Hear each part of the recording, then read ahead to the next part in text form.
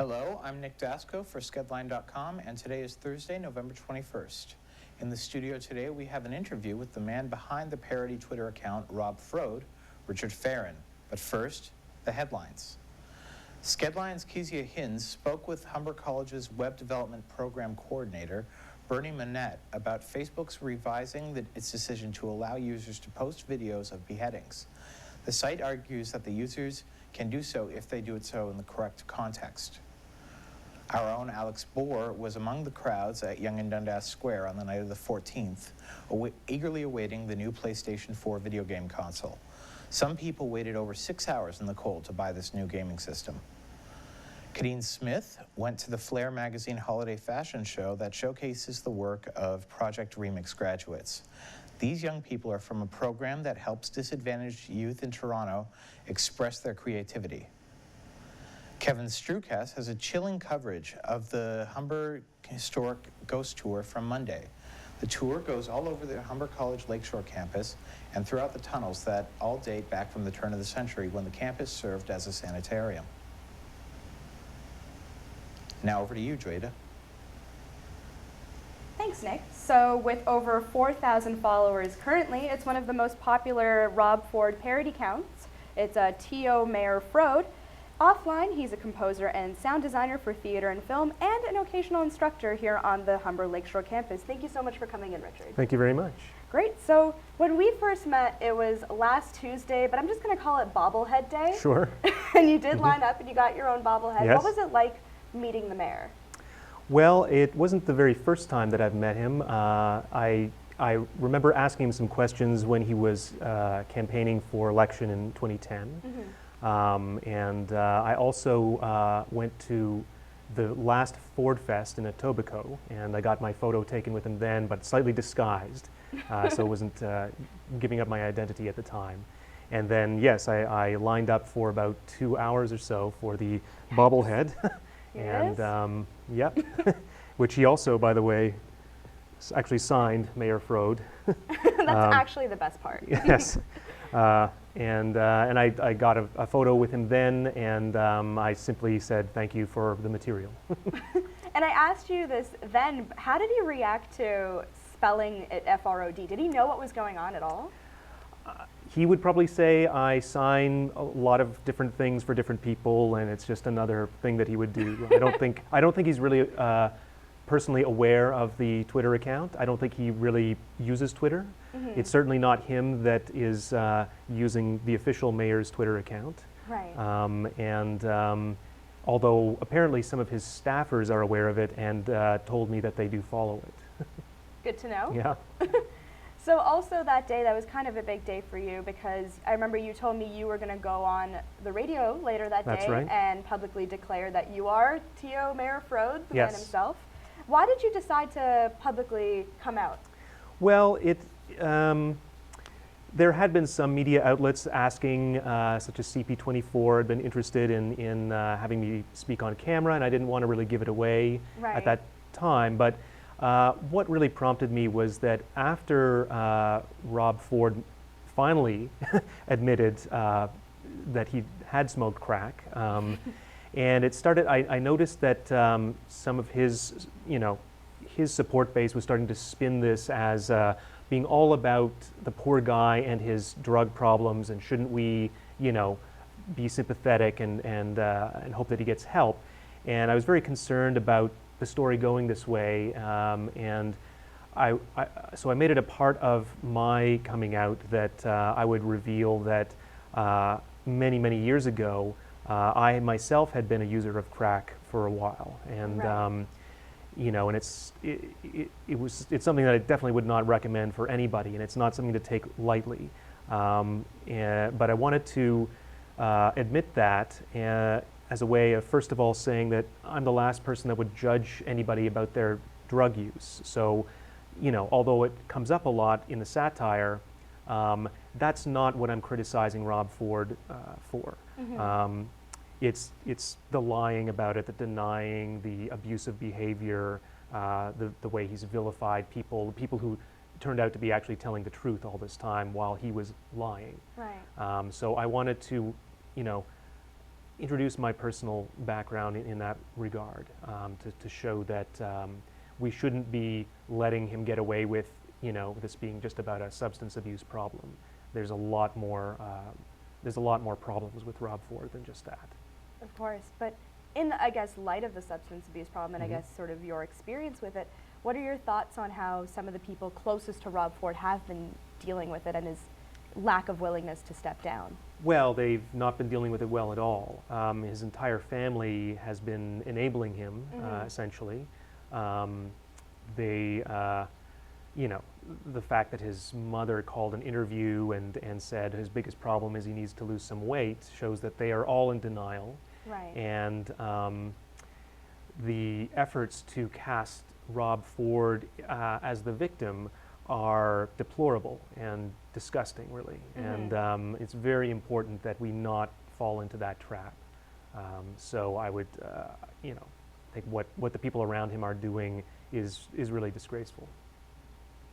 And I guess what's sort of distinctive about your Twitter is that, first of all, the only thing that sort of distinguishes it from the real mayor's Twitter is just one letter. And Yes. it can easily be mistaken. Yes, and it often is. Yeah, is it often mistaken? Oh yes, to this day, every day there are people Right. responding to it, either angrily thinking it's the mayor and telling me to resign, or saying much ruder things. Sometimes people who are supportive of the mayor also reply saying, keep up the great work. It's also fooled some media people, which is not what I ever intended to do, but because the conceit is to look very much like the official Twitter account. Right. It's been cited on CP24 and in some news outlets who think that it's making official announcements, especially when I'm thanking departing staffers and stuff like that, which the official account doesn't seem to do. Right, I was actually going to get to that. That's exactly what I was thinking of. There have been a few moments when I guess it almost seemed like your parody account was stepping in a way like a mayor would. Yes. Like during Pride, I remember you were tweeting about Pride events. During, I guess, a flood we had earlier this summer, you were Yes. tweeting updates. Tell me a bit about that. Well, I have a fairly expansive view, I guess, of what the account is for, and Right. I thought that it could also be a vehicle for being somewhat civic-minded about these kind of things, and so I often will announce community events and various information of public interest municipally. It was especially during Pride Week, because I knew that the mayor wouldn't be mentioning this stuff, that I thought, well, I will, using this account. And then when we had that flood, it's very weird because a few weeks earlier I had tweeted during the Calgary flood and Right. said something like, that Calgary mayor is making me look bad. If only there were some catastrophe here in Toronto so I could show my leadership. And So be careful what you wish for. yes, but then when it did happen, at first I held back because I thought, well, this is, give him some room because this is actually his job. And it became clear that the official account and the mayor were not going to be very helpful. The official account was saying, basically sending out tweets like, it's raining, people. So that wasn't very helpful. So I, was just kind of following the news, following other announcements, and trying to curate, following a little bit the inspiration of what Mayor Nenshi had been doing in Calgary by trying to just help people remain calm, giving them updates, information, safety alerts, that kind of thing. And moving forward now, what would you say is the goal of your Twitter account? Is there a goal, or is it just something that you plan on I maintaining? just try to keep up with what's happening. Yeah, there's been a lot. Yes. As long as the mayor remains in office, I feel an obligation to keep it going. And Right. Obviously, I'm trying to undermine his credibility in every possible way. It's a limited audience. I don't think it's going to be reaching a lot of the people who maybe need to hear this, but it's something that I can do, and it's actually expanded a little bit beyond just Twitter at this point because I've had some media people who've collaborated with me, such as Mark Weisblot, who's a writer who's done a lot of writing about media and culture.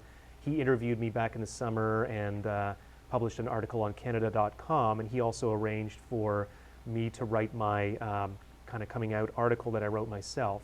Was also published there, as well as radio producer Britt Aharoni from News Talk 1010, who became a kind of collaborator over the last few months. You interact on Twitter a lot. Yes, it's become a running gag now. That's quite fun, and it's a little bit like a two-person improv routine. Right. But it did eventually lead to her arranging to have me appear on the Jim Richards showgram on News Talk and do an interview there. So, there's also been an article published on the Vice magazine website, and so I'm trying to expand this into a kind of political theater that can keep a satirical eye on the mayor as things go on. And I mean, of course, you're not the only one. There have been other, I guess, local satire accounts and sort of accounts of what Rob Ford's been doing. But I guess in the last couple weeks, it's sort of gone global, and there's been huge network shows that are doing satire accounts. I mean, The Daily Show's been on it, the Kimmel's been on it. Yes. What are your thoughts on how larger network comedians have been handling the issue with Rob Ford? Well, it's a bit of a mixed bag. I mean, obviously some of them don't have the depth of background information that we have here, so they don't really know what the targets, the ideal targets are. A lot of them just settle for the cheap stuff, the fat jokes. That's something that I always, made a point never to do on my own feed, because it's not the point. I think that The Daily Show has done some interesting stuff, especially when they actually sent somebody up here to speak with people, and they had some great stuff with Councillor John Parker, who's a really good sport with this, and so that was very interesting, and I think they did a little more research. Jimmy Kimmel had some great stuff. But not all of them have been, that great, because they really just don't know the context so well. Okay. Yeah. And do you plan on sort of expanding beyond Twitter? I mean, you already have. You've written some articles. Do you plan on continuing to do that, sort of working with different mediums? I think so. I mean, it's all a bit improvisational, because we don't know what's going to happen with the mayor. He plans to stay in office and run for re-election. He may get arrested within the next couple months. Who knows what might happen. So I'll keep it up. I also have a YouTube page for him where I've been collecting musical tributes that people have done, and some of his more bizarre media appearances, stuff like that. I might be writing a few more articles for the Vice website if they're still interested. I may appear on the radio again, so I'll be looking at different avenues to continue with this. Great, and we'll be looking forward to that. And what was the YouTube channel that you mentioned? Well, it's Mayor Rob Frode. Is it? Yes. Okay. I occasionally will link to it from my Twitter feed, usually when new things are added, as there have been some new music videos recently. So. Yes, there have been. And I guess we'll be following your work as well as the mayor himself very closely. Thank you so much for coming in, Richard. Well, thank you very much. Great. Thank you for watching Skedline. You can find more stories on our website at skedline.com.